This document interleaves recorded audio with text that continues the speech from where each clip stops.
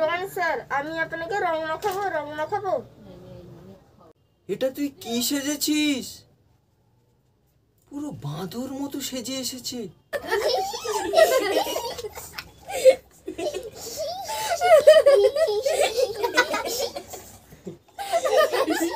বুড়া না মানা, হোলি হ্যাঁ, আজ হোলি, পড়তে বসতে ভালো লাগছে না স্যার। পড়তে বস, আগে পড়তে বস বলছি। তার বসবি না, মারবো এক্ষুনি। বস, এদের সাথে বস, একদম ছ্যাবলামি করবি না তুই। আচ্ছা স্যার, পড়তে বসছি। একটা বিশেষ শুভ দিনে আমি এই জার্নিটা শুরু করছি। আজকে খাগদা মা বাসুলির বড় পূজা, 17 দিন ধরে পুজো চলবে। তার ভেতরে আজকে 12-13 দিন হয়ে গেল। গতকাল দোল ছিল, নিশ্চয়ই সবাই দোলে অনেক রঙিন হয়েছ। তো আজকে ভিডিও শুরুর প্রথমে আমি ভিডিওর উদ্দেশ্যটা বলে নিই। প্রথমত, গত ভিডিওতে আমি বলেছি আমার অ্যাক্সিডেন্টের ব্যাপারে, আর যার ফলে আমি পাঁশকুড়ার ছাত্রছাত্রীদের থেকে ডিটাচ হয়ে গেছি, যেটা আমার ভীষণই খারাপ লেগেছে। কারণ সেখানে অল্প কিছু দিনের ভেতরে আমার একটা ওদের সাথে সুসামঞ্জস্য তৈরি হয়ে গেছিল। আর দ্বিতীয়ত, কাঁথির কাছাকাছি খাগদা, বাদলপুর বা 7 মাইলে বিভিন্ন এলাকায় এই সকল জায়গা থেকে যে ছাত্রছাত্রীরা পড়তে আসতো, তাদেরও মানে সঠিকভাবে আমি পড়াতে পারতাম না এই সময়ের অভাবে। কারণ আমি এখানে সপ্তাহে 2 দিন থাকতাম আর 5 দিন পাঁশকুড়াতে থাকতাম। তো সমস্ত কথাকে একজোট করে সিদ্ধান্ত নিলাম। আর সবচেয়ে বিশেষভাবে সিদ্ধান্ত নিতে সহযোগিতা করেছে পাঁশকুড়ার কোচিং সেন্টার। তো সেখানে আমার প্রথমে 6, 7, 8 এই 3টা ক্লাসের পড়ানোর কথা হয়েছিল, কিন্তু আমি প্রথম দিনই হঠাৎ করে ক্লাস 10-এ পড়ানোর সুযোগ পাই এবং ক্লাস 10-এর ভাই বোনেদের ভীষণ উৎসাহ, ভালোবাসা পাওয়ার ফলে আমি সপ্তাহে 1 দিন করে বৃহস্পতিবার ওইখানে পড়ানোর জন্য একদম কন্টিনিউ চলতে থাকে। তো সেটা যখন বন্ধ হয়ে গেল, তা অনেকেরই খারাপ লেগেছে, যারা পড়তো। আর আমিও বাড়িতে দীর্ঘদিন, এত দিন আমি এক জায়গায় বসিনি, বিভিন্ন কাজের ভেতরে, ব্যস্ততার ভেতরে থাকি। সেই কারণে ইউটিউবটা শুরু। তো শুরুর দিকের একজনের কথা বলি। আজ থেকে 10 বছর আগে আমার এই যাত্রাটা শুরু। একটা ঘটনার মধ্য দিয়ে, ছোট থেকে আমার ইচ্ছা আকাঙ্ক্ষা আছে যে পড়ানোর বিষয়, কিন্তু শিক্ষক হিসেবে আমাকে কখনো লাগেনি আমার নিজেকে। সব সময় আমি একটা ছাত্র হয়ে থাকবো বা থাকতে চাই, সবসময় বলবো।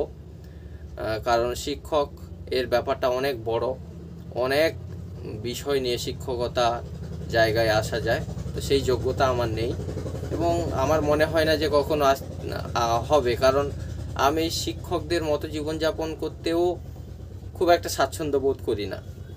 যাই হোক, কিন্তু এই অন্যকে যেটা বুঝেছি, অপরকে বুঝিয়ে দেওয়ার যে মানসিকতা, এটা আমার বরাবর ছিল। তো এই যাত্রাটা তখনই শুরু হয়েছে মাম্পির হাত ধরে। মাম্পি আমার ক্লাসমেট, মাম্পি মান্না, খাগদায় তখন মামার বাড়িতে আমি আছি। তখন সে ক্লাস 8-এ পড়তো, আমিও ক্লাস 8-এ পড়তাম।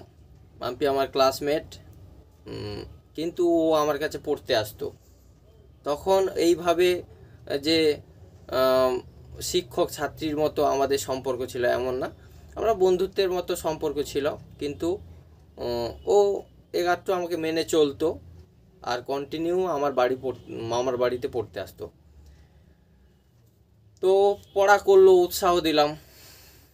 আমার মনে হয়েছিল যে ওকে অনেক ও মানে চেষ্টা করলে বেটার করা যায়, এবং হলোও তাই।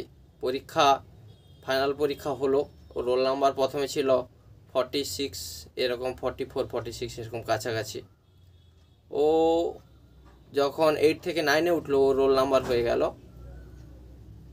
17 কি 16 এরকম। ও যদি ভিডিওটা দেখে অবশ্যই ও বলতে পারবে ওর রোল নাম্বার কত হয়েছিল। ও তারপরে আমার ভীষণ, আমার রেজাল্টের চেয়েও ওর রেজাল্ট নিয়ে আমি খুব হ্যাপি হয়েছিলাম। আর ও আমাকে খাইয়েও ছিল, শুধু আমাকে না, আমার মামার বাড়ির সকলকেও খাইয়েছিল।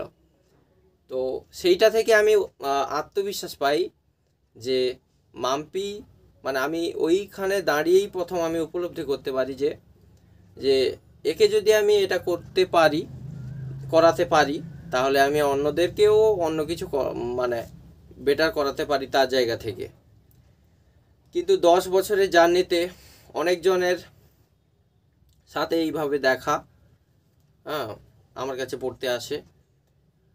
তো কিন্তু 10 বছর অতিবাহিত করবার পরে আমার একটা উপলব্ধি এলো যে সেইখানে আজ থেকে 10 বছর আগে যেটা আমি ভাবতাম যে আমার ক্রেডিট, কিন্তু এখন আমার মনে হচ্ছে ওটা 90% মাম্পির নিজের ক্রেডিটই ছিল। কারণ আমার এখন বিশ্বাস হচ্ছে কেউ নিজে থেকে না চাইলে কারুকে জোর করে দেওয়া যায় না। এ নিয়ে অনেক গল্প আছে, অনেক সবাই জানে এই বিষয়টা নিয়ে, যে সত্যি কথা, এটা ভীষণ সত্যি কথা, যে নিজে না চাইলে কারুকে দেওয়া যায় না। যাই হোক, আমি পড়ানো শুরু করে দেই। মাম্পিকে আমার ভীষণ ধন্যবাদ। ততদিন থেকে আজ পর্যন্ত সেই গল্পটা আমার জীবনের সাথে, রক্তের সাথে মিশে গেছে, এবং আমার কাছে যারা যারা পড়তে আসে, আমি তাদেরকে এই গল্পটা বারবার বলি, এবং আমি সকলকে এই ভিডিওর মাধ্যমে শেয়ারও করে নিলাম। যাই হোক, আমি পড়ানোর জন্য, আমার পড়ানোর যে টেকনিক বা আমি যেটা বুঝি, সেইটা হচ্ছে পড়ানো বলতে যে শুধুমাত্র পুঁথিগত বিদ্যা পড়তে হবে বা পুঁথিগত বিদ্যার মাধ্যমে পড়াশোনা, এটা আমি বিশ্বাস করি না খুব। ওতে হয়তো কিছু ইনফরমেশান পাওয়া যায়, বুদ্ধির বিকাশ হয়, কিন্তু মনে হয় না ও চরিত্রবান, খুব ভালো কাজ করবে, যে ভালো ছাত্র হলেই যে ভালো শিক্ষক হবে, ভালো ছাত্র হলেই যে ভালো ডাক্তার হবে, ওর কোনো গ্যারান্টি নেই। তো সেই জন্য আমি 2-3টা বিষয়ের ওপর খুব গুরুত্ব দিই, এবং প্রথম থেকে 3টা বিষয়ের ওপর আমি করি। সেটা হচ্ছে শ্রদ্ধা, মেধা আর কৃতজ্ঞতা।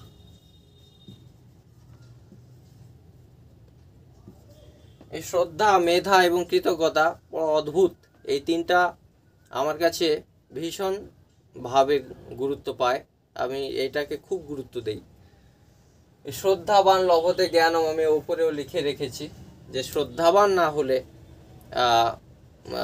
কিছু শেখা যায় না, কোনো কিছুই ঠিক করে শেখা যায় না।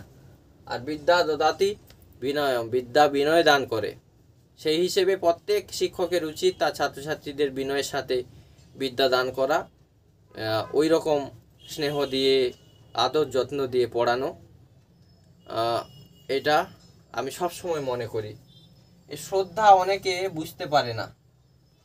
শ্রদ্ধা মানে অনেকে বোঝে যে 5 মিনিট প্রণাম করে নিলেই মনে হয় আমি শ্রদ্ধা দেখানো হয়, এরকম। কিন্তু শ্রদ্ধার, আমি সহজ করে বলতে গেলে শ্রদ্ধাকে 4টা জিনিস শ্রদ্ধার ভেতরে আসে। সেটা হচ্ছে শিক্ষকের 5 মিনিট প্রণাম করা তো বটেই, শিক্ষকের সব কথা মেনে চলা, খুব ভাইটাল কথা।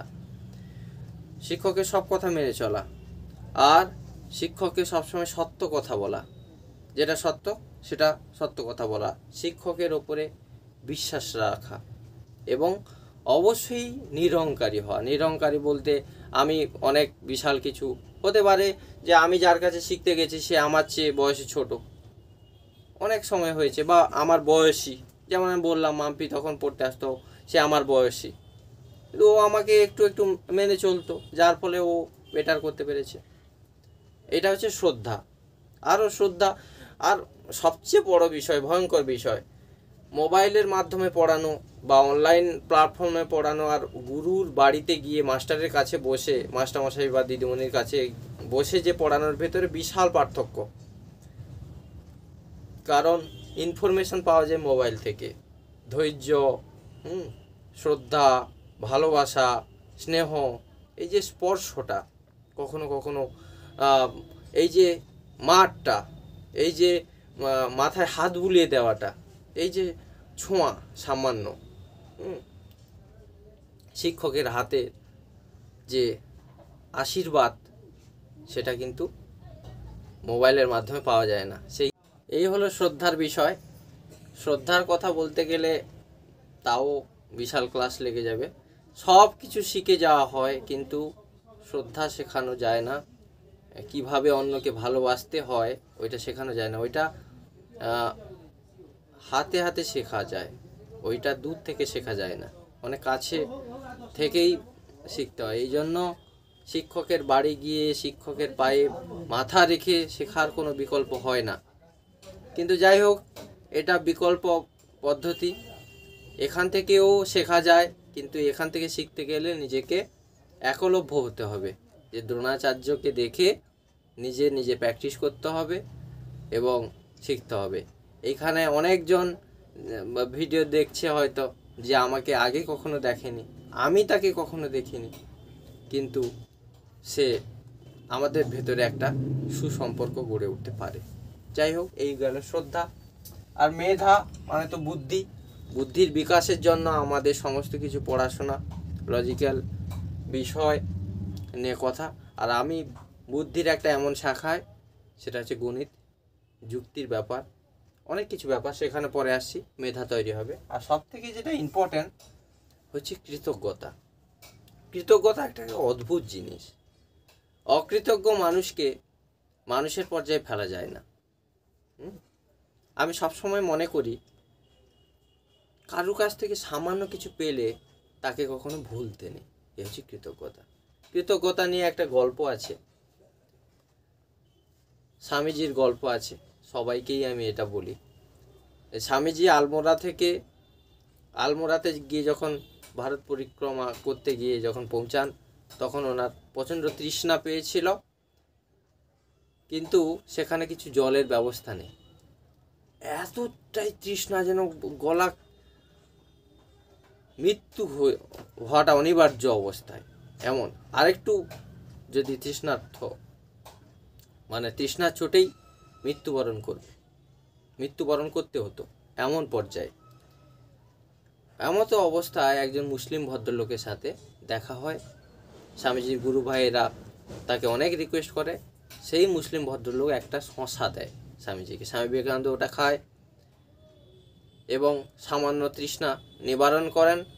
পরবর্তীকালে যখন শিকাগো থেকে ফিরে আসেন, তখন বিখ্যাত বিবেকানন্দ তখন ওই আলমোড়াতেই স্বামীজি স্বাগতম এর জন্য বিশাল মঞ্চ সাজিয়ে স্বামীজিকে সম্বর্ধনা দেওয়ার অনুষ্ঠান আয়োজিত হয়েছে। তো সেইখানেও ভিড়ের ভেতরে সেই মুসলিম ভদ্রলোক কাঁচুমাচুভাবে কি একজন এসছে, দেখতে গেছেন। স্বামী বিবেকানন্দ তখন মঞ্চ থেকে ওই মুসলিম ভদ্রলোককে দেখতে পেলেন এবং ওনার হাত ধরে মঞ্চের ওপরে তুলে নিয়ে এলেন।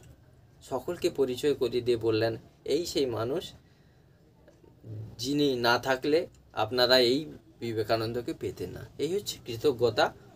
কৃতজ্ঞ হওয়াটা সবারই উচিত, কিন্তু এখনকার পরিস্থিতিতে বেশিরভাগ দেখতে পাওয়া যায় না খুব কৃতজ্ঞবান মানুষকে। আমি আমার দিদিমণি, শিক্ষক, মা বাবা, আমার মামার বাড়ি, বিশেষ করে খাগদা গ্রামের প্রতি ভীষণ ভীষণ কৃতজ্ঞ। আমি ওইখান থেকে শিখেছি, যা কিছু শিখেছি ওখান থেকেই শিখেছি, মামার বাড়িতে থেকেই শিখেছি দীর্ঘ 12 বছর থেকে।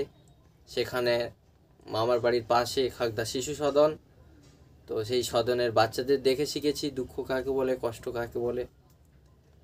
তো আমি ভীষণ কৃতজ্ঞ। আমার প্রথম জীবনের প্রাইমারি লেভেলে যখন আমি নার্সারি স্কুলে পড়ি, মান্না দিদিমণির কোলে বসে আমি অ আ লেখা শিখেছি মামার বাড়ির কাছে। তারপরে জয়ন্তী দিদিমণি, ঝর্ণা দিদিমণি, দীপক মাস্টারমশাই, অনাদি মাস্টারমশাই, কমল মাস্টারমশাই, এরা ছিল আমাদের প্রথম জীবনের সাথী। পলি দিদিমণি এরা। তার পরবর্তীকালে যখন খাগদা পুলিশ হাই স্কুলে আমি ভর্তি হই, তখন আমার সাথে অনেক স্যারের খুব ভালো সম্পর্ক তৈরি হয়েছে এবং এখনও তাই। দেবদাস স্যার, জাগর স্যার, সৈকত স্যার, বাপি স্যার, এনাদের কথা না বললেই একদম অন্যায় করা হবে। হ্যাঁ, তাছাড়া খুব যাদের কাছ থেকে উৎসাহ, উদ্দীপনা, ভালোবাসা পেয়েছি বন্ধুদের ভেতরে সবচেয়ে গুরুত্বপূর্ণ অবদান আমার ক্লাসমেট দেবু হচ্ছে আমার একমাত্র বন্ধু, যে ততদিন থেকে আজ পর্যন্ত আমার বন্ধুত্ব খুব গভীরভাবে আমাদের সম্পর্কটা এখনও আছে। আর অন্যদের সাথে খাগদার ক্লাসমেটদের কথা বলছি, খুব ভালো সামঞ্জস্য নেই, কিন্তু দেবুর সাথে এমনি রাস্তাঘাটে দেখা হলে ইত্যাদি কথাবার্তা। দেবু তারপরে সেখান থেকে স্যারেদের কথায় বলতে গেলে, আমি যেহেতু এখানে গণিত বিষয়ে কিছু করবার বা বলবার চেষ্টা করব, কয়েকজন গণিতের স্যারের নাম না বললেই নয়, যারা আমাকে বুঝিয়েছেন যে অ্যাকচুয়ালি গণিত বিষয়টা কি, বা কিন্তু ওনাদের মতো তো আমি পড়াতে পারবো না, আমি আমার মতো চেষ্টা করব। যাদের নাম বলবো বা বলেছি, তেনারা যদি আমার ভিডিও দেখে থাকেন, যদি ভুল বলে থাকি অবশ্যই মার্জনা করবেন। আমি খুব যদি না ভুল বলি, পুলক স্যার আমাদের ক্লাস 5-এর অঙ্ক পড়াতেন, আমি ওনার প্রতি কৃতজ্ঞ। তার পরবর্তীকালে খুব গুরুত্বপূর্ণ অবদান রেখেছেন গোবিন্দ মহাপাত্র। গোবিন্দবাবুর আমি প্রিয় ছাত্র, এটা উনিও বলতেন, আমিও জানতাম। তারপরে রাজকুমার বাবু, অর্পণ বাবু, আর প্রসেনজিৎ বাবু। খাগদা থেকে যা পেয়েছি অন্য কোথাও সেই রকমটি কিন্তু পাইনি। তো খাগদার প্রতি আমি এই জন্য আমার এত বিশাল ভালোবাসা। তার পরবর্তীকালে অনেকেই আছেন, তার ভেতরে শঙ্করবাবু, সুজিত বাবু, হ্যাঁ, ননীগোপাল বাবু, তপন বাবু। আর গ্র্যাজুয়েশন লেভেলে সবচেয়ে ভালো সম্পর্ক, সবচেয়ে ভালো শিখেছি হরে কৃষ্ণ তামলি, ওনার কাছে টিউশন 3 বছরই পড়েছি আমি। তারপরে বিভাস মজুমদার, হ্যাঁ, অসিত বাবু, গৌতম বাবু, তারপরে অরুণ মাইতি বাবু, অরুণ বাবু, অভিষেক দা খুব প্রিয়, অভিষেক দা খুব কাছে, এখনও খুব দারুণভাবে টিউশন পড়ান। এতে আমি সেন্ট্রালের কাছে, আমি সেখানেই থাকতাম, অভিষেক দা। তারপরে এখন আমাদের তুহিন বাবু, বলতে যেখানে আমি পাঁশকুড়ার কথা বলছি, ডক্টর তুহিন কুমার কর, ডক্টর কাজী আব্দুল হালিম, ডক্টর নন্দিনী বন্দ্যোপাধ্যায়, এনাদের প্রতি আমি ভীষণ কৃতজ্ঞ। সবচেয়ে বেশি আরও প্রায় 90-এর কাছাকাছি শিক্ষিকার কাছে পাঠ নিয়েছি। সবগুলো নাম বলতে গেলে একটা ভিডিও আলাদা করে বানাতে হবে। যাই হোক, আরও অনেকের প্রতি কৃতজ্ঞ। তার সাথে কৃতজ্ঞ সৌভিক, আমার ক্লাসমেট, বাসুদেবপুরে পড়তো, দুলালপুর বাড়ি, এখন তো আসামে আছে, নিশ্চয়ই আমার ভিডিও দেখছে, বুঝতে পারছে। সৌভিকের সাথে ভীষণ সম্পর্ক। কতটা সম্পর্ক, বাড়ি না এলে বাড়িতে কেউ কাছাকাছি ছাড়া সে সম্পর্ক বলে উঠতে পারবে না। সৌভিক ও গণিতের ছাত্র, এখন জবের জন্য আসাম চলে গেছে। তারপরে আমার কাছাকাছি আছে নিমাইয়ের জন্য খুব একটা ভালো সম্পর্ক। তারপরে সৌম্যদীপ প্রধান দুগ্ধাবাড়ি, অরিন্দম, এরা উচ্চ মাধ্যমিকের ফ্রেন্ড কিন্তু খুব ভালো, বাপ্পাদিত্য, তারপরে রবীন্দ্র, আর এখন হচ্ছে আমাদের সূর্য আর শুভদীপ। শুভদীপ হচ্ছে শুভদা। শুভদা আমার খুব ভালো একটা চরিত্র। শুভদাকে নিয়ে আমি অনেক কাজ করেছি। হ্যাঁ, গুড্ডু ব্রো, শুভদা, শুভদীপ এর সাথে আমি পাঁশকুড়ায় একই রুমেই থাকি। शुभदीप, गुड्डू ब्रो बड़ा आदमी बनने चले थे, हम तो लैगड़ा आदमी बन गया। तो এই হলো কথা। যাই হোক, এনাদের প্রতি আমি ভীষণ কৃতজ্ঞ এবং আমি অশেষ ধন্যবাদ জানাই গডকে। কারণ আমি বিশ্বাস করি মানুষ পরিকল্পনা করে, ভগবান রূপায়ণ করে, কারণ করেন। এই ক্ষেত্রে ভগবান বা গড টাইম ভাবা যেতে পারে, যারা বিশ্বাস করে না ভগবানকে, টাইমকে ভাবতে পারে এটা গড। কারণ আমি পরিকল্পনা করলাম, কালকে আমি থাকলাম না। তো এনাদের সকলের প্রতি আমি ভীষণ কৃতজ্ঞ। আরও প্রচুর মানুষ যাদের সাথে আমার হার্দিক সম্পর্ক। যাই হোক, তিনারা আমার কাছের মানুষদের জন্যই বিশেষ করে ভিডিও বানানো।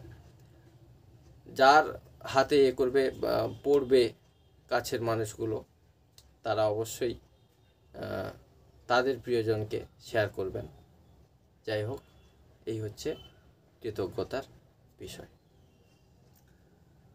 তো 2 নম্বর হচ্ছে, আমি যে স্কুলগুলোকে উদ্দেশ্য করে এ করছি, দুটো স্কুল আমার স্কুলের ছাত্রছাত্রীকে আমি বলবো আমার বাড়ির একদম খাগদা স্কুল, খাগদা গ্রামকে বলবো, খাগদার সমস্ত ছেলেমেয়েরা যারা গণিত একটু কম পারে, গণিত অঙ্কটা একটু কঠিন, অঙ্ক কঠিন বলতে অঙ্ক 90% ছাত্রছাত্রীদের কাছে আমি এটা হলফ করে বলতে পারি, মানে একদম দায়িত্ব নিয়ে 90% ছাত্রছাত্রীরা গণিত এবং ইংলিশ থেকে ডিটাচ। ইংলিশ আমি নিজেই ইংলিশ একটু ভয়ভীত, আগের থেকে অবশ্য কমেছে।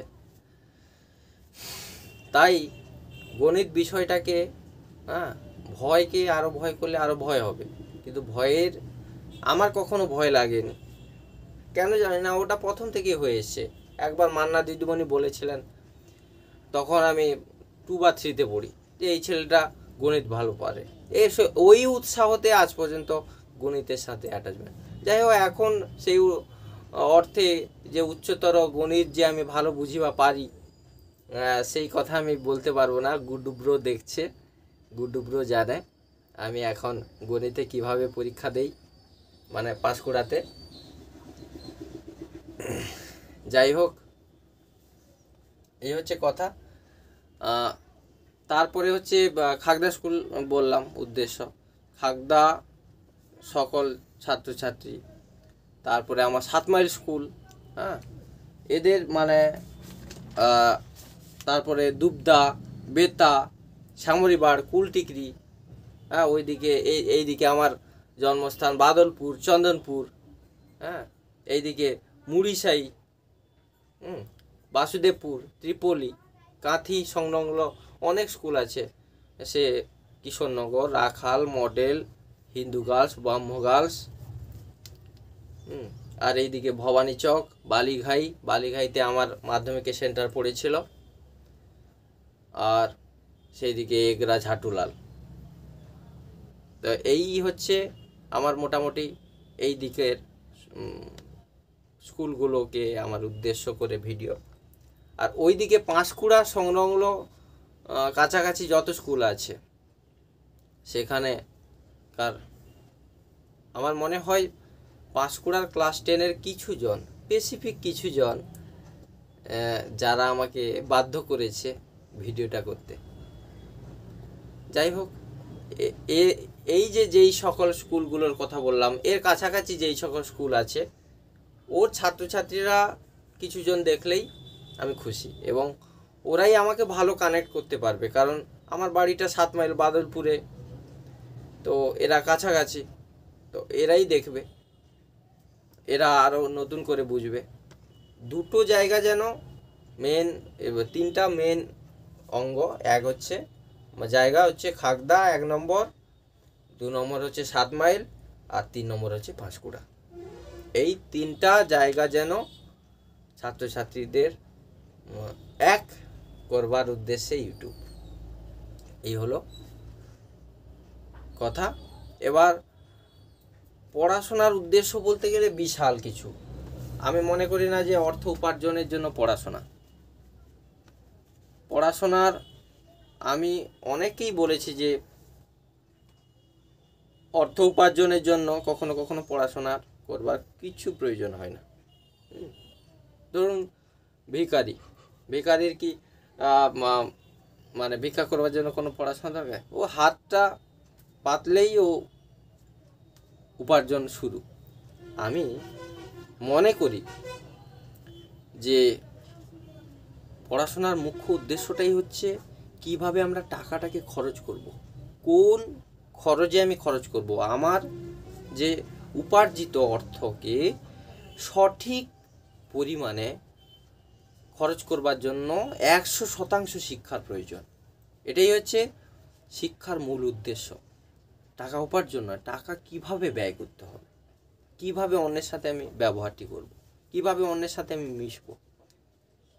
কারণ আমরা আজ আছি কাল নেই, হ্যাঁ, আজ মরে গেলে কালকে 2 দিন। তো এইটা হচ্ছে আমার কাছে খুব গুরুত্বপূর্ণ। এই জন্য আমি 4টাকে স্তম্ভ বানিয়েছি। 1 নম্বর হচ্ছে চরিত্র। উইদাউট ক্যারেক্টার মানে তুমি মানুষই নয়, তখন আর কি বলা চলে। তোমার কোনো জিনিস, তুমি ডাক্তার হলে কিন্তু চরিত্র সেইভাবে থাকলো না, তাহলে তোমার পরিষেবাটা উত্তম হবে। তুমি শিক্ষক, যে কোনো প্রফেশনে যদি তুমি ভালো ব্যবহার না শেখো, হ্যাঁ, চরিত্রের ভেতরে 4টা প্রধান হচ্ছে শ্রদ্ধা, আত্মবিশ্বাস, নিঃস্বার্থপরতা, ভালোবাসা। এটা হচ্ছে চরিত্র। আর 2 নম্বর হচ্ছে বুদ্ধি। সেই জন্য স্কুল, কলেজ, ইউনিভার্সিটি সমস্ত কিছু বুদ্ধির বিকাশের জন্য উদ্দেশ্য ছিল। সব কিছু, চরিত্র বলুন, বুদ্ধি বলুন, মনন বলুন, সমস্ত কিছু একটা শুভ বুদ্ধি সম্পন্ন মানুষ হিসেবে গড়ে উঠবে। কিন্তু হয় না এখন সবটাই কমার্শিয়াল হয়ে গেছে। তখন আমার শোনা যে শিক্ষকতা এবং ডাক্তারি এইগুলো ছিল নোবেল প্রফেশন, এখন সব হাইলি কমার্শিয়াল ব্যাপার। যার কাছে টাকা শোনা তার কাছে এডুকেশন, যার কাছে টাকা। আমি তো রিসেন্টলি আমার একটা নাকের মানে প্রবলেম বলতে একটু কোল্ড অ্যালার্জি আছে, সারা বছর প্রায় 2-3 বছর নাকে সর্দি লেগে থাকে, গলা ব্যথা ইত্যাদি ব্যাপারগুলো হয়। তো তার জন্য প্রায় 30 জন খানেক ডাক্তারকে দেখানো, এবং তাদের অদ্ভুত ব্যবহার, এবং হাতে গোনা 1-2 জনকে দেখলাম তাকে ডাক্তারের পর্যায়ে ফেলা যাবে, আর বাদ বাকিদের আমি ডাক্তার ভাবিই না। এই হচ্ছে কথা। তাহলে এখান থেকে খুব সুন্দরভাবে প্রুভ করা যায় যে ডাক্তার বলুন, শিক্ষক বলুন, যে কোনো প্রফেশন যদি বলা হয় যে ওই লোকটা রিক্সা চালায়, তাহলে ওকে চরিত্রবান হতে হবে, ওকে একটা ন্যূনতম চরিত্রটা বুঝতে হবে। তার জন্য কিন্তু পুঁথিগত বিদ্যার প্রয়োজন নেই। হ্যাঁ, শিক্ষা অনেকেই, আশাপূর্ণা দেবী উনি ভালো লেখিকা, কিন্তু ওনার পুঁথিগত বিদ্যা নেই অনেকে। আর ঠাকুর রামকৃষ্ণ দেব, তো এই হচ্ছে কথা। আর 4 নম্বর আমি যেটা বলতে চাই সেটা হচ্ছে একটা গল্প আমরা আগে থেকেই জেনে আছি, সেটা হচ্ছে খরগোশের গল্প। আমরা জানি খরগোশের গল্পটা কোথায় শেষ হয়েছে। খরগোশটা তো হেরে গেল, কচ্ছপ জিতে গেল, আমাদের এই পর্যন্ত জানা আছে। কিন্তু খুব পরবর্তীকালে ওই গল্পটা কিন্তু ওইখানে শেষ হয়নি। অ্যাকচুয়ালি ওর পৃষ্ঠাগুলো কয়েকটা ছেড়ে গেছিলো। ওর যে আসল গল্পটা কিন্তু ওইখানে শেষ হয়নি, আরও কিছু গল্প ছিল। ওর খুব কম বই ছাপা হয়েছিল, তার মানে অতি ভাগ্যক্রমে আমার কাছে একটা বই, সেই পেসমেন্ট কপিটা চলে এসেছিল, যে খরগোশের গল্পটা কি এইখানে শেষ, খরগোশ এইভাবে পরাজিত হয়ে গেল আর কচ্ছপ জিতে গেল, এখানেই কি শেষ? এখানে শেষ না। ওর পরের গল্পটা আমি সবাইকে বলছি, সবাই খুব মনোগ্রাহী এবং মনোযোগী হয়ে শোনো। দেখবে যে কি হওয়ার কথা ছিল আর আমাদের কি হচ্ছে, বা আমি কি করছি, অন্যের কথা আমি বাদ দিলাম, আমি কি করছি, অন্তত আমি যে এইখানে বসে আছি আমি কি করছি। কচ্ছপকে আবার দ্বিতীয়বার খরগোশ কিন্তু প্রতিযোগিতার জন্য আহ্বান করলো। খরগোশ প্রথম রিয়েলাইজ করলো যে কেন আমি আগেরবার হেরে গেছিলাম। কারণটা খুব সহজ, অতিরিক্ত আত্মবিশ্বাসের জন্য কিন্তু ও হেরে গেছিল। কচ্ছপ বুঝেছিল যে খরগোশ বুঝেছিল যে আমি কাজটাকে যদি মনোযোগী হিসেবে আমি যদি কন্টিনিউয়াস করতে পারতাম তাহলে কিন্তু আমি হেরে যেতাম না। তো দ্বিতীয়বার প্রতিযোগিতায় সে আর রাস্তায় ঘুমায়নি, যার ফলে সে কচ্ছপকে হারিয়ে দিয়ে জিতে গেল। এইখানে কিন্তু গল্পটা শেষ নয়, এইখানেও গল্প শেষ নয়, এইখানেও কিছু থেকে যাচ্ছে। সেটা কি না, এবার কচ্ছপ ভাবলো, কি ভাবলো, ধীর স্থির হওয়াটা ভালো, কিন্তু উপযুক্ত গতি না থাকলে প্রতিযোগিতামূলক পরিস্থিতিতে কিন্তু মোকাবিলা করা যায় না বা জয়ী হওয়া যায় না। এবার কচ্ছপ অনেক ভাবনা চিন্তা করে আবার প্রস্তাব দিল খরগোশকে, বন্ধু আমরা তো দুবার প্রতিযোগিতা করলাম, আরও একবার প্রতিযোগিতা করে দেখতে চাই। এবার বলো আচ্ছা ঠিক আছে, আমি প্রস্তুত। খরগোশ তো জানে সে জিতবে। এবার খরগোশ কি করলো, কচ্ছপ কি করলো, বললো যে আমরা তো দুটো প্রতিযোগিতা একই রাস্তাতেই করলাম, এবার একটু ভিন্ন রাস্তাতে করবো। আচ্ছা ঠিক আছে, তুমি যেরকম করবে আমি রাজি, তুমি যাই রাস্তা দাও আমি রাজি। এবার কি হলো, যাত্রাপথে একইভাবে গেল। এবার রাস্তায় যেতে যেতে এবার যাত্রাপথে একটা খাল আছে। এবার খরগোশ ঠিক ওই খালটা পেরোলেই ওদের শেষ সীমানা। খালের কাছে যখন পৌঁছায় তখন খরগোশ তো আর যেতে পারছে না, তখন ধীরে ধীরে কচ্ছপ এসে ওই খাল পেরিয়ে উত্তীর্ণ হয়ে গেল। তখন খরগোশ ভাবলো যে নিজের শক্তির ওপর শুধু নির্ভর করলে চলবে না, শুধুমাত্র নিজের শক্তি, আমি অনেক শক্তিশালী না, পরিস্থিতি বুঝতে হবে, বাস্তবটাকে বুঝতে হবে যে আমি কোন জায়গায় কোন পরিস্থিতিতে আছি। তখন খরগোশ ভাবলো যে আমাদের আরও একবার অন্তিম প্রতিযোগিতা করা দরকার। এখানে গল্প অদ্ভুত বিষয় যে হার জিত হাতের টাওকে উপেক্ষা করে প্রতিযোগিতাই হচ্ছে জীবনের আসল কথা। এবার কিভাবে প্রতিযোগিতা, অদ্ভুত প্রতিযোগিতা এটা ছিল। এবার দুজন ঠিক করলো যে ওরা সহযোগিতার মাধ্যমে প্রতিযোগিতা করবে। সেটা কি রকম না, ডাঙায় যখন চলবে তখন খরগোশ কচ্ছপকে পিঠে বয়ে নিয়ে যাবে, আর যখন খালটা পের হবে তখন কচ্ছপ খরগোশকে পিঠে বয়ে নিয়ে যাবে। এবার কিন্তু জিতলো, দুজনেই জিতলো।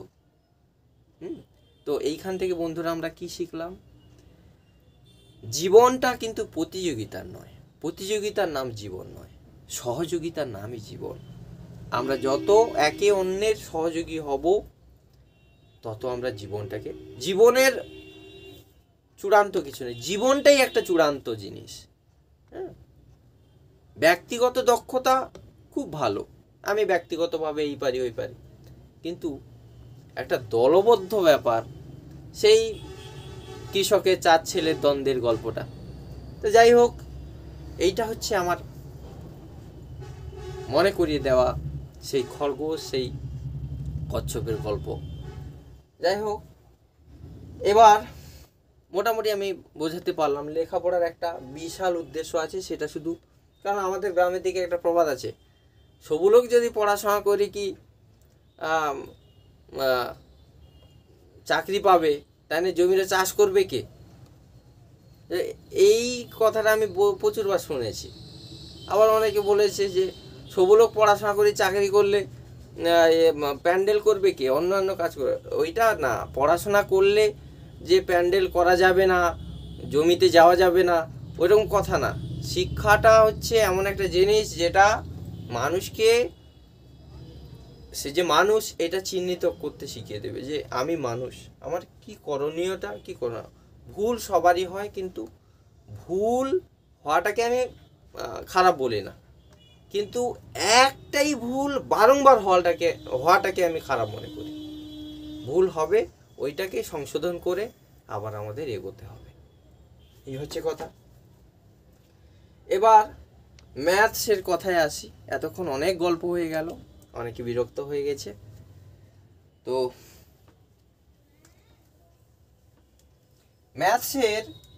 ম্যাথমেটিক্সের ব্যাপার হচ্ছে খুব সুন্দর একটা জিনিস, যেটা আইনস্টাইন বলে গেছেন, mathematics is the poetry of logic. Mathematics is the poetry of logic. গণিত হচ্ছে যুক্তির কবিতা। যারা আমার ডেসক্রিপশান পড়েননি তাদেরকে অনুরোধ করব, পড়ে নিন, ওইখানে কিছু পাবেন। কয়েকজনের বাণী আছে, ওই বাণীগুলোকে আমি অনুসরণ করবার একটু চেষ্টা করি। এই ম্যাথস এর কথা বলতে গেলে ম্যাথমেটিক্সের 4টা হচ্ছে স্তম্ভ। একটা হচ্ছে ম্যাথসের সবচেয়ে ইম্পর্টেন্ট হচ্ছে ইমাজিনেশন, ইমাজিন করা। মানে কল্পনা। গণিত তারাই ভালো বুঝতে পারবে যাদের কল্পনা শক্তি খুব সুন্দর। কারণ গণিত কিভাবে কল্পনা করতে হয়, পরিকল্পনা করতে হয় অ্যাট ফার্স্ট, ওইটাকে আমরা এই জন্য সবে লেট ধরি, মনে করি।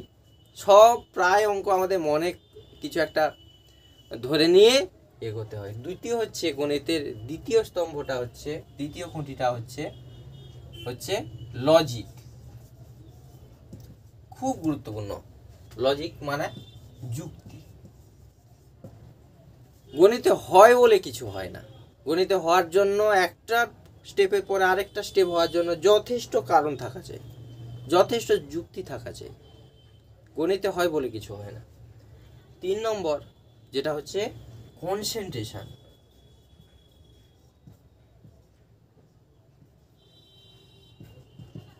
খুব ইম্পর্টেন্ট জিনিস। কনসেন্ট্রেশনের ওপর স্বামী সর্বপ্রিয়ানন্দের একটা ভিডিও আছে। তো কনসেন্ট্রেশন হচ্ছে মনঃসংযোগ।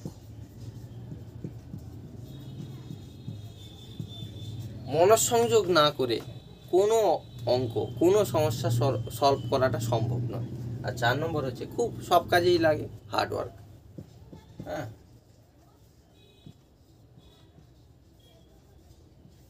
হচ্ছে কঠিন শ্রম।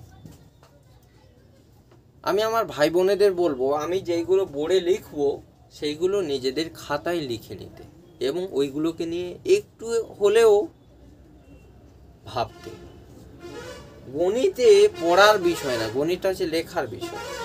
এবার যে যত লিখতে ভালো পারবে, কল্পনা ভালো থাকবে, যুক্তি ভালো থাকবে, মনঃসংযোগী হবে এর প্রতি। আমি ছোটবেলা থেকে ওই রকম এইগুলো কোনো কিছু না জেনেই আমি গণিতকে ভালোবেসেছিলাম। কারণটা খুব সহজ। ইগোটা হচ্ছে মানুষের একটা মানে বড় একটা আমাদের পড়তো 50-এর কাছাকাছি ছাত্রছাত্রী, মানে মাধ্যমিক স্কুলের কথা বলছি। সেই হিসেবে কয়েকজন, মাত্র হাতে গোনা 3-4 জন অঙ্ক মানে করতো, মোটামুটি করতো। তার ভেতরে, সেই মোটামুটির ভেতরে আমি একজন, মেবি হতে পারে আমার চেয়ে কেউ ভালো করতো। তো এই 3-4 জনের ভেতরে আছি। বাকি সব যে পাচ্ছে না, একটা অঙ্ক স্যার দিলেন যে এটা করতে হবে, আমি কষে দেখিয়ে দিলাম। হ্যাঁ, আমার বন্ধু সায়ন কষে দেখিয়ে দিল, বা সহেলি কষে দেখিয়ে দিল, মনীষা কষে দেখিয়ে দিল, আর বাকিরা পারলো না, আরও একজন দেখিয়ে দিল। তাহলে এইখানে নিজেকে একটা আলাদা বলে একটা লাগে, একটা বিশাল বড় কিছু। এখন বুঝতে পারছি ওই সব কিছুই না। পরবর্তীকালে ওই করতে করতে করতে অনেকটা দেখলাম যে যে কিভাবে অ্যাকচুয়ালি পরদে পরদে একটা যুক্তির সাথে আরেকটা যুক্তি সুন্দর করে করতে করতে গণিতটা অ্যাকচুয়ালি একটা খারাপ হয়ে যায়। হ্যাঁ, ওইটা এই কারণে গোবিন্দ স্যার যখন আমি 9 থেকে 10 উঠি তখন উনি বলেছিলেন যে তুমি গণিত ভালো পারো, তুমি গণিত নিয়ে পড়বে। আমিও সেটাই বুঝেছি যে আমি ওইটাকে ভালোবাসি, ওইটা পারিও, ওইটা নিয়ে পড়বো। তো তাই 11 লেগে আছে। এই হচ্ছে গণিতের 4টা, এই হচ্ছে কল্পনা, ইমাজিনেশন, লজিক, এই হচ্ছে গণিতের 4টা স্তম্ভ। বেসিক প্রাইমারিলি যারা শুরু করছো তাদের এইগুলো নাও জানলে চলবে, যে এইগুলো জেনেই অঙ্ক করা যায়, না হলে করা যায় না, ওই রকম কিছু না। অঙ্কতে অত সব কথা না জানলেও চলে।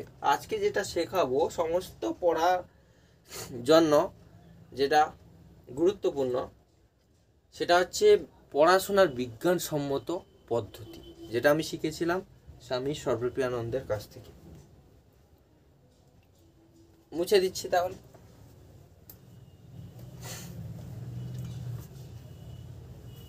সেইটা হচ্ছে খুব গুরুত্বপূর্ণ। আজকের লেসনটার মূল উদ্দেশ্যটাই এটা। পরের দিন আমি করব ক্লাস 10-এর, বিশেষ করে ক্লাস 10টাকে আমার উদ্দেশ্য,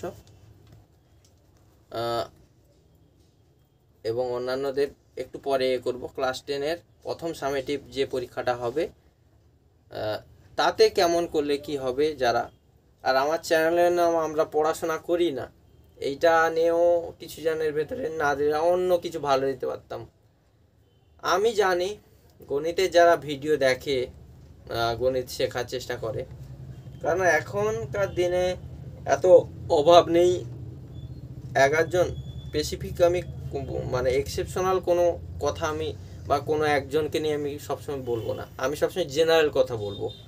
তো সেই জন্য আমার মনে হয় না যে পড়াশোনা উচ্চ মাধ্যমিক পর্যন্ত মোবাইল লাগে পড়াশোনা করবার জন্য, আমাদের তো লাগেনি, সেই জন্য আমি বিশ্বাসও করি না। এখন পরিস্থিতি যুগ বদলেছে, তাই আমাকে করতে হচ্ছে। আমি মনে করি যারা পড়াশোনা করে না তারাই অ্যাকচুয়ালি করে, কিন্তু আমার মুখ্য উদ্দেশ্য পড়াশোনা, নিজের যে পরিচিতিটা নিজে পাই। আমি পড়াশোনা করি না, সেই কারণেই আমি ইউটিউব করি, ফেসবুক করি, ইনস্টাগ্রামে করি, রিল দেখি, হ্যাঁ, এগুলো করি, এটা মনে করিয়ে দেওয়া। এবং কালকে আমি পড়াশোনা করব, কালকে, এই কাল বড় ভয়ঙ্কর একটা এক্সকিউজ আমাদের জীবনে। কাল হবে এই বলে কতজনকে যে কত কিছুই যে কাল বলেই থেকে গেছে। কাল আমাদের তো কাল নয়, আজকে যদি কিছু করা যায় তাহলে করলে ভালো হয়, নাহলে কাল, কাল মহাকাল, এই সব বলে কিছু লাভ নেই। যাই হোক, SQ3R এটা শিখেছি স্বামী সর্বপ্রিয়ানন্দ থেকে।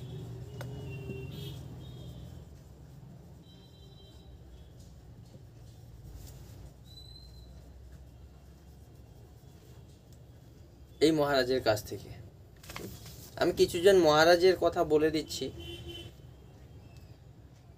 এনাদের কেউ কেউ ফলো করলে, যারা ফলো করে তারা ফল পেয়েছে, ফলো করলেই ফল। আর যারা ফলো করতে চায়, হ্যাঁ, বিশেষ করে আমার কাছে একদম, আমার মানে হাতে কাছে বসে, একদম পাশে বসে যারা পড়ে তাদের জন্য আমি বিশেষ করে এটা বলছি।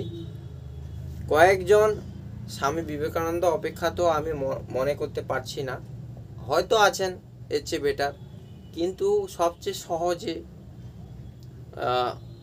একটু হৃদয়শালী হওয়া যায় স্বামীজির ছোঁয়া পেলে, রামকৃষ্ণদেবের ছোঁয়া পেলে, মা শারদার ছোঁয়া পেলে। সবাই ভালো, আমি সবাইকে ভালো বলবো এই যে, কারণ উনি রামকৃষ্ণদেবের কথা আসা মানে সর্বধর্ম সমন্বয়। এখানে মুসলমান, হিন্দু, খ্রিস্টান, জৈন ওই রকম কিছু না। তো কয়েকজনের আমি নাম বলে দিচ্ছি: স্বামী সর্বপ্রিয়ানন্দ, স্বামী জ্ঞানালোকানন্দ, স্বামী ঈশ্বরপানন্দ, স্বামী কৃপাকরানন্দ, স্বামী দিব্যানন্দ, আর স্বামী রঙ্গনাথানন্দ। এনাদের আমি ফলো করি। আমি সবাইকে বলি যে এনাদের ভিডিও ইউটিউবে অ্যাভেলেবেল সবসময়। এবং স্বামী জ্ঞানালোকানন্দের সময়ের মূল্য বলে একটা ভিডিও আছে 30 মিনিটের, কেউ দেখলে বলবে যে তার কি করণীয়তা আছে। হ্যাঁ, সব খারাপ আমি বলবো না, ইউটিউব ফেসবুকে সব খারাপ। এই যে আমি যে ভিডিও করছি, আমি কি খারাপ ভিডিও করছি? করছি না। করা যায়, খারাপ বলে কিছু হয়, খারাপ জিনিসটাই একটা মানে কি আপেক্ষিক। আমার কারো সাপেক্ষে আমি খারাপ, আবার অন্যের সাপেক্ষে আমার কাজটা ভালো। এই যে আমি ইউটিউবের মাধ্যমে পড়াচ্ছি, অনেকে খারাপ লাগতে পারে, তো সবাইকে খুশি করা যায় না। সেই গাধার গল্প আছে, অনেক কিছু বলা হবে এর মাধ্যমে। যাই হোক, আমি এটা শিখিয়ে দিই। এটার মাধ্যমে বাংলা, ইংরেজি, ইতিহাস, ভূগোল, গণিত, বিজ্ঞান, ভৌতবিজ্ঞান, জীবন, এই 7টা বিষয় ছাড়া যে কোনো বিষয় পড়াশোনার জন্য কেউ যদি এই রুল যদি ফলো করে, মাত্র 21 দিন ফলো করলে আমি মনে করবো ও চিরজীবন রেখে দিতে চাইবে। আমার মনে হয়েছে এর চেয়ে উত্তম পদ্ধতি মেবি হয় না। আমি বলবো না হয় না, মেবি হয় না, হয়তো হয় না, হতে পারে, অনেক কিছু হতে পারে। আমি বললাম না, জীবনের চূড়ান্ত কিছু নয় এটাই। ইনি সবচেয়ে ভালো, সবচেয়ে হয় না কিছু, সবচেয়ের ওপরেও সবচেয়ে হয়, এর চেয়েও হয়। তো কোনো কিছুই মানে সর্বোচ্চ হয় না। SQ3R খুব গুরুত্বপূর্ণ। এস মানে হচ্ছে সার্ভে। সার্ভেটা কি? প্রাথমিক নিরীক্ষা।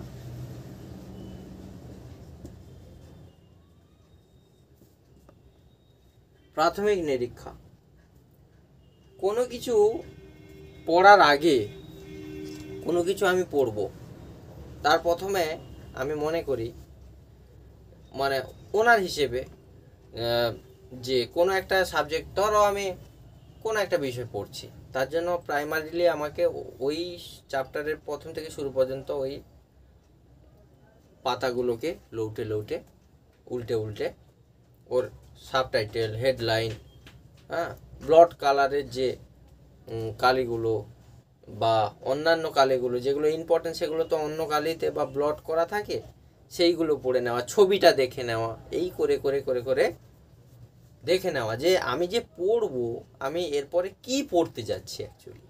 এটা প্রাইমারি আইডিয়া নেওয়া, প্রাইমারি কনসেপশন নেওয়া, এইটা হচ্ছে সার্ভে। হ্যাঁ, আর দ্বিতীয় হচ্ছে কিউ ফর কোশ্চেন। কোশ্চেন মানে সবাই জানে প্রশ্ন। পড়ার আগে অতি ধৈর্য সহকারে, মাইন্ড ইট, অতি ধৈর্য সহকারে প্রশ্ন পড়তে হবে, প্রশ্ন জানতে হবে আগে। আমি এই জন্য বলি সবাইকে, মাধ্যমিকে, উচ্চ মাধ্যমিকের বেশি বলি যে তাদের কোশ্চেন ব্যাংক পড়তে, মুখস্থ করতে, কোশ্চেন মুখস্থ করতে হয়, আর কিছু মুখস্থ করতে হয় না। একমাত্র বিষয় হচ্ছে প্রশ্ন, যাকে মুখস্থ করবার কথা আমি বলি।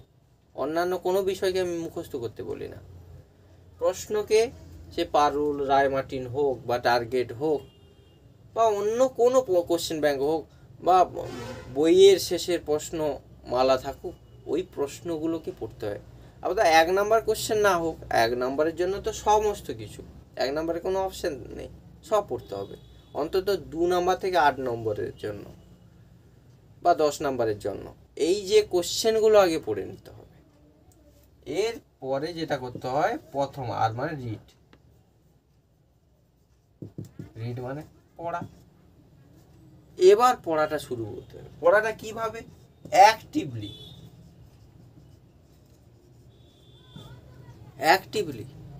কিভাবে? পেন্সিল হাতে নিয়ে, ইউজিং পেন্সিল, হ্যাঁ, ডুইং আন্ডারলাইন, কোশ্চেন মার্ক, যেখানে ইম্পর্টেন্ট সেখানে স্টার দিতে হবে, ঠিক আছে? বা বইয়ের শেষের দিকে কোনো কমেন্ট থাকলে লিখতে হবে, কিন্তু সবটাই পেন্সিলে। আমি বইতে পেন ইউজটাকে খুব মারাত্মক বড় অন্যায় মনে করি। কেন না, ধরো তোমার মুখে যদি আমি কোনো কালি দিয়ে এরকম এঁকে দিই, তোমার ভাল লাগবে? মুখের ফেসটা অপরিচ্ছন্ন হয়ে যাবে। সেরকম বইয়ের প্রত্যেকটা হচ্ছে তার একটা মুখ। তো তুমি যে কালিটা লাগিয়ে দিচ্ছ পেনের, সেটা কোনোদিন তুমি মুছে ফেলতে পারবে না, যার ফলে অপরিচ্ছন্ন থেকে যাবে। পেন্সিলে করলে যখন প্রয়োজন হলো না তখন মুছে বাদ দিয়ে দিতে পারলে, সেটাকে একটা পরীক্ষা শেষ হয়ে গেল, একদিন হিন্দি গান পাশে চালিয়ে দিলে, যে গান শোনে বা কিছু চালিয়ে দিলে পাশে, এবার আবার নিয়ে সুন্দর করে মুছে ফেললে, যার ফলে বইটা আবার পূর্বের মতো নতুন হয়ে গেল। এই হচ্ছে পড়ার ব্যাপার। পড়তে হবে অ্যাক্টিভলি, এবং পড়বার কাছে জলের বোতল নিয়ে নিতে হবে, খাতা অবশ্যই লিখে লিখে পড়তে হবে। এবং যখন পড়বে তখন কি হবে, তার আগে তুমি কোশ্চেন পড়ে নিয়েছো, তখন কি হলো যে পড়বার সময় এই তো দিস কোশ্চেনের অ্যান্সার, ওই তো দ্যাট কোশ্চেনের অ্যান্সার, হ্যাঁ, তখন পরপর পড়বার সময় সময় তুমি দেখে নিলে এটাই হচ্ছে তার অ্যান্সার, এটাই হচ্ছে ও এই তো সেই কোশ্চেনের অ্যান্সার, ও এই তো ওই কোশ্চেনটার অ্যান্সার। কিন্তু তুমি যদি প্রথমেই পড়তে শুরু করে দিতে, কোনটা পড়ছো কী করছো মানে মিনিংলেসভাবে এগিয়ে যাওয়া একটা। আর কোশ্চেন পড়া মানে একটা তোমার মানে টার্গেট ফিক্সড করে দেওয়া হলো, এটাই তোমার টার্গেট, ওইটাকেই লক্ষ্যভেদ করতে হবে, এই হচ্ছে কথা। আর যার ফলে কোশ্চেন পড়লেও প্রথমে বুঝে যেতে পারবে কী ধরনের প্রশ্ন আসবে। অর্থাৎ আমাদের এখন তো আর শেখার জন্য পড়ার কোনো ব্যাপার, সেটাও হাতে গোনা কয়েকজন, বাকি সবাই কি নাম্বার পাওয়ার জন্য পড়ি, আমিও তাই। তো নাম্বার পেতে গেলে কোশ্চেন পড়তে হবে। বিশেষ করে মাধ্যমিক উচ্চ মাধ্যমিকের ছাত্রছাত্রীদের বলবো, তারা 2 নম্বর থেকে 8 নম্বর, ইতিহাসে 8 নম্বরটা হয়, আর বাংলায় প্রবন্ধ রচনায় 10 নম্বর হয়, না হলে 2 নম্বর 3 নম্বর 4 নম্বর 5 নম্বর। এই ধরনের যে কোশ্চেনগুলো আগে পড়ে নিতে হবে, দিলে বুঝে যাবে যে তোমার জন্য এটাই হচ্ছে স্পেসিফিক হয়ে যাবে তোমার পড়াটা, এবং পড়াটা অনেক অ্যাক্টিভলি হবে। এবং আমার হিসেবে 2 বার প্রথম পড়তে হয় মনোযোগী হয়ে, তারপরে একবার লিখতে হয়, আরও একবার পড়তে হয়, আরও একবার লিখতে হয়। পুরো বই লিখে লিখে পড়ার দরকার নেই, লিখতে হবে সেই উত্তরগুলো, যেই কোশ্চেনগুলো তুমি কোশ্চেন ব্যাংকে পড়েছ, তুমি তোমার অধ্যায়ের শেষে যে প্রশ্নতে পেয়েছ সেইগুলো লিখে, সেইগুলো হচ্ছে তোমার জন্য ইম্পর্টেন্ট কোশ্চেন। এই জন্য আগে টার্গেট ফিক্সড করতে হবে, তারপরে তোমাকে এগোতে হবে। এই গেল রিড। তারপরে আরেকটা আর হচ্ছে রিমেম্বার। রিমেম্বার মানে স্মরণ কর। এবার এইভাবে 2-3 পাতা বা 5 পাতা, হার্ডলি 2-3 পাতা পড়াটা ভালো। পড়বার পরে এবার আর পড়া এগাও না, থামিয়ে দাও, থামিয়ে তুমি মনে করো যে আমি কি পড়লাম এতক্ষণ। এবার তুমি ইম্পর্টেন্ট কোশ্চেনগুলো অ্যান্সার মনে করো, কিছু মনে পড়বে কিছু মনে পড়বে, ওটাই স্বাভাবিক। ওর পরে চলে আসো, এবার মনে পড়ছে না, তার মানে রিভাইজ করতে হবে, মানে পুনরালোচনা।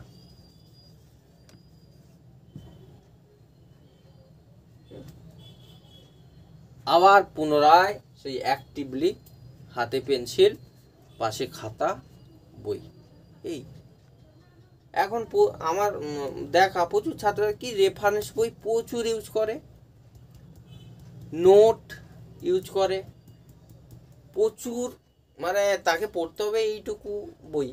মাধ্যমিকের ছেলেদের কথা বলছি, সে তার মা বাবাকে একদম করে, আমি আমার মামার ছেলের কথা বলি, তার বাড়িতে দেখি সব সহায়িকা পশুবিচিত্রা কিচ্ছু পড়ে না, কিন্তু এগুলো এনে এত করে ফেলেছে। আমার গ্র্যাজুয়েশনে তো এত বা উচ্চ মাধ্যমিক স্তরে এত দরকার হয়নি। আমি দেখি, আমি অদ্ভুত লাগে আমার, এত বই দরকার নেই, কম। এবং জীবনের ক্ষেত্রেও তাই, বন্ধু কম হলে ও ঠিক আছে, কিন্তু যতজন হবে যেন সুন্দর হয়, কম খাও। আমার একজনের স্যার মাস্টারমশাই, মান্না দিদিমণির হাজব্যান্ড মাস্টারমশাই, ওনাদের বাড়িতে টিউশন পড়তে যেতাম খুব ছোটোবেলায়।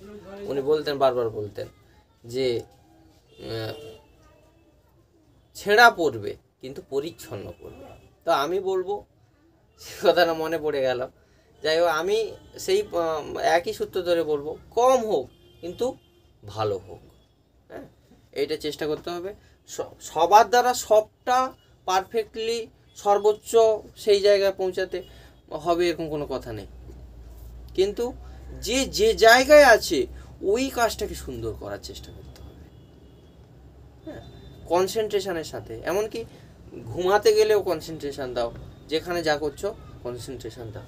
এই হচ্ছে আমার, এইটা হচ্ছে খুব গুরুত্বপূর্ণ আজকের সেশনের জন্য এসকিউ ত্রিপুলার। আরেকবার বলে দেই, যারা বুঝতে পারবে না আবার এটাকে একটু মানে ভিডিওটাকে একটু পিছিয়ে দিয়ে আবার দেখতে পারো, আমি তাও বলে দিচ্ছি। এস হচ্ছে সার্ভে, যে প্রাথমিকভাবে যেই অধ্যায়টা পড়বো আমি সেইটার হেডলাইন, সাবটাইটেল, টাইটেল ইত্যাদিগুলো পড়ে নেব, ছবিগুলো দেখে নেবো, এই করবো। 2 নম্বর হচ্ছে কোশ্চেনগুলো প্রথমে পড়ে নেব, ইম্পর্টেন্ট কোশ্চেন কোনগুলো। গত বছর মাধ্যমিক উচ্চ মাধ্যমিক ছাত্রছাত্রীদের জন্য আমি বেশি বলবো, কারণ মূল আমার লক্ষ্য হচ্ছে ক্লাস 10টাকে, পাঁশকুড়ার ভাই বোনেদের হচ্ছে মূল লক্ষ্য। এখন আমার এখানেও ক্লাস 10-এ পড়ে, কিন্তু আমার মনে হয়েছিল ওদের থেকে বেশি ভালোবাসা পেয়েছি অল্প দিনে, মানে সেটা পাওয়ার কথা ছিল না। তো তাদের জন্য বলবো, তোমরা এটা ফলো করো, সবাই আমার সাথে যোগাযোগ রাখো, অবশ্যই যোগাযোগ। আমি মনে করি না দূরত্ব ম্যাটার করে না, মনের দিক থেকে যে কাছাকাছি আসা যায়, তাহলে পথের দূরত্বটা একটা সংখ্যা মাত্র। যেমন মনের থেকে যদি জীবন থাকে, তাহলে বয়সটা একটা সংখ্যা মাত্র, সেই রকম। তো এই হচ্ছে কথা। তো আর এগোবো না, সবটাই তো বলে দিলাম। আজকে খাগদা মেলায় বড় পূজা, তো সেখানে যেতে হবে, এখনই আমাকে বেরিয়ে যেতে হবে। সকলকে হোলির শুভেচ্ছা জানাই আবার পুনরায়। আর খাগদায় একটা দারুণ যাত্রা দেখলাম, নবাব আসছে জবাব দিতে, খুব দারুণ যাত্রা করেছে। খুব, ওই যে বললাম না যে দলবদ্ধ কাজ কি জিনিস, ওই যাত্রাটা না দেখলে বোঝা যাবে না কত দারুণ করা যেতে পারে। এটা খুব আমার ভীষণ ভালো লেগেছে। কাজের মধ্যে থেকে আমি ওই যাত্রা দেখতে গেছি। জয় মা বাসুলি মা সকলের, ওনাকে আমি খুবই মানি, ছোটবেলা থেকে দেখছি, তো সেখানে থেকেছি, সেখানকার মানুষদের সাথে আমার খুব ভালো সম্পর্ক। জয় মা বাসুলি মা সকলের ভালো করুন। যিনারা সবাই যে যার মতো যাকে বিশ্বাস হয়, কেউ যদি ঈশ্বরকে বিশ্বাসও না করে তাতে যায় আসে না। মাথায় রাখতে হবে, আমি মনে করি আনসেলফিশনেস ইজ গড, নিঃস্বার্থপরতাই হচ্ছে ভগবান। এর ওপরে কোনো কথা হয় না, মানুষের ওপরে, মনুষ্যত্বের ওপরে কোনো ধর্ম হয় না, ওটাই হচ্ছে চূড়ান্ত ধর্ম। হ্যাঁ, স্বামীজি বলেছেন যে ধর্ম হচ্ছে এমন একটি ভাব যা পশুকে মানুষে আর মানুষকে দেবত্বে উন্নীত করে। তার মানে একটা পোষা বিড়াল বা পোষা কুকুর দেখবেন কত সুন্দর মানুষের মতো বিহেভ করছে, ওটাই ধর্ম। আবার কিছু কিছু মানুষকে দেখবেন উনি মানুষ না ঈশ্বর, বুঝে ওঠা যায় না, মানে ওনার এত গুণ, এত ভালোবাসা, অসীম ভালোবাসা। কারোকে উনি আমার কাছে খুব বড়, উনি আমার কাছে খুব ছোট, এরকম করে দেখে না, প্রায় সমান করে দেখে। পরিস্থিতির চাপে পড়ে অনেকে অনেক পজিশানে দুর্ব্যবহার হয়ে যায়, কিন্তু করা উচিত না, আমি করবার চেষ্টা করি না। হ্যাঁ, কারণ সুনীল বাবুর ওই কবিতাটা মনে পড়ে যাচ্ছে, উনি বলেছেন ব্যর্থ প্রেমে, যে কি যেন লাইনটা ছিল, হ্যাঁ মনে পড়েছে, যে আমি মাটির ওপর এমনভাবে পা রাখি যেন তার বুকেও দুঃখ না লাগে। দুঃখ দেওয়া তো আমার কাজ নয়। তো সকলকে মনে রাখতে হবে, দুঃখ দেওয়াটা আমার কাজ নয়। সকলে হাসতে থাকুন, ভালো থাকুন। হ্যাঁ, এই বাচ্চারা কোথায় যাচ্ছিস? যাস না তোরা। তো এই হচ্ছে কথা। এইভাবে পরের ভিডিওতে আমি ক্লাস 10-এর বাচ্চাদের প্রথম সামেটিভ নিয়ে কথা হবে। তো আজকে এই পর্যন্ত। তো টাটা, সবাই হাসতে থাকুন। বন্ধু বন্ধু বন্ধু শুভদা ভালো তো বস? ঠিক আছে, টাটা সবাইকে, আজকে এই পর্যন্ত। মানো বুড়া না মানো। ঠিক আছে, আজকে ক্লাস শেষ এখানে।